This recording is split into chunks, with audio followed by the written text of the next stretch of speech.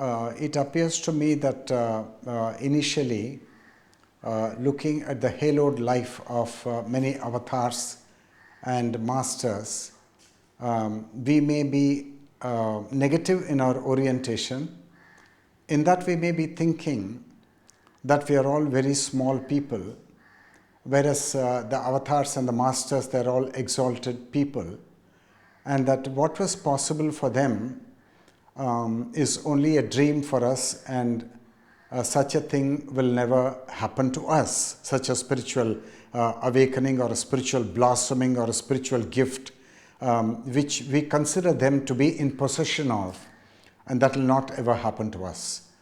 Now, this I think is a very worldly perception, because you've done a very erroneous thing, not from my perception, but from the perception of all the masters, because none of them is going to agree with this posture which we take, that the masters are all exalted and that they are already in possession of some Himalayan gift, and that we are never going to get this in our small little lives. Nobody will agree with this.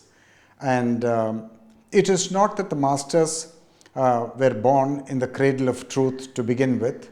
For some, like for Ramana Maharshi, at the age of 16, suddenly there was an awakening to his immortal nature. But if you look at other masters, like Krishnamurti, like Nisargadatta Maharaj, and going back 1 century earlier to the lives of the great Sri Ramakrishna Paramahamsa and to Sri Aurobindo, and to many others both in the Eastern and in the Western world, you will see that the master's life was never an exponentially rising curve. Rather, it was often 2 steps forward and 1 step backward. And they had their own share of suffering, which was in no small measure. And they had to also discover and be delivered from the world of Maya into the world of the Atmic light.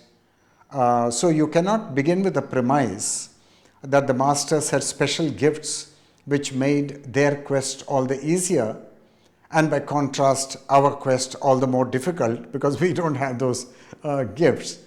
I think it's a wrong premise, and none of the masters are going to concur with us in this outlook.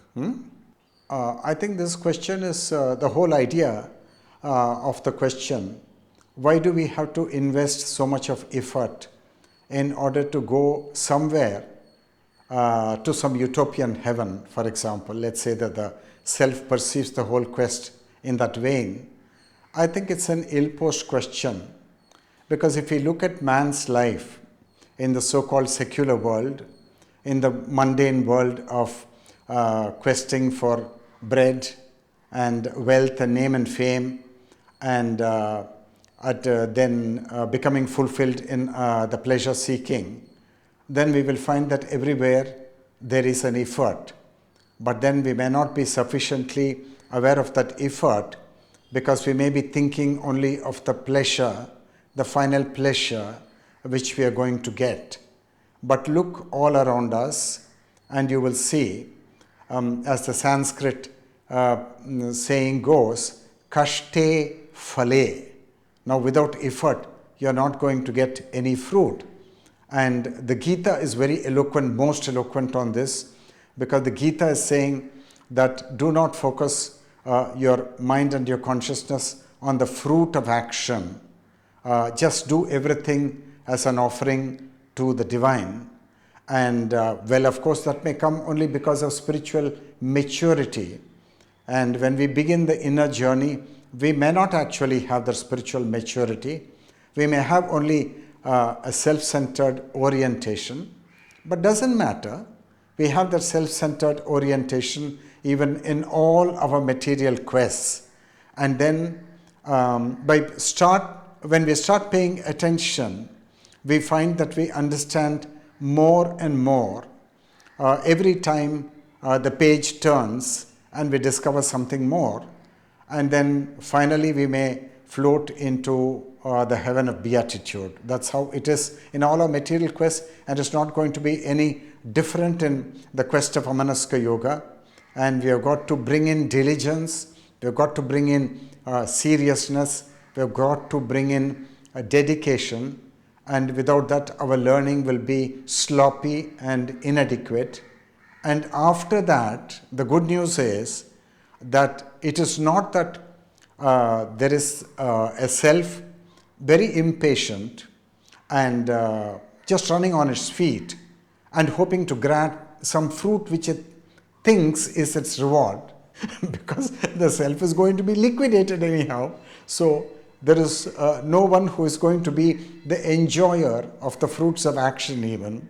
So our business is only to pay attention to all our difficulties after we turn inward, to study the suffering, to study the origin of suffering. Like the Buddha and the Krishnamurti, they place so much emphasis on that. And then we will see that you will discover everything in the course of time. We need a little bit of patience, but the journey is very interesting. Why? Because it's a very original journey, it's a very authentic journey, and our journey is not like the journey of anybody else. So in that sense, it's going to be very fulfilling because it's an original journey in which the rasa or the essence is fully alive from beginning till the end.